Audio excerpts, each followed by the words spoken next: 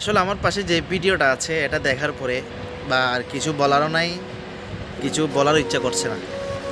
আমরা জানি কোনো এক সরকার যাওয়ার পরে দেশ শান্তি থাকার কথা, শান্তি হওয়ার কথা। এখন কেন ভাই দেশে কি প্রতিবাদ করার অধিকার নাই? কারো যোগ্যতা নাই? দেশ কি শুধু তোমাদের?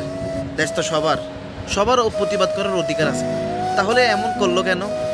আসলে কি বলবো এগুলো নিয়ে? এখন কিছু বললে আবার আমাকে বানাই দিবা আওয়ামী লীগের দালাল। আসলে ঠিক আছে ভাই, তোমরা যা করতে ইচ্ছা করো করো, কেন প্রতিবাদ করার কোনো অধিকার নাই?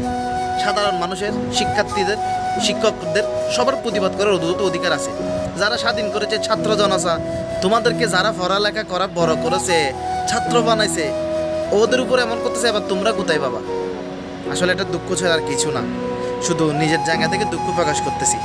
বাংলাদেশ সুন্দর হওয়ার কথা, এক সরকার চলে গেলে এখন আরও এই অবস্থা, প্রতিবাদ করতেও পারবে না।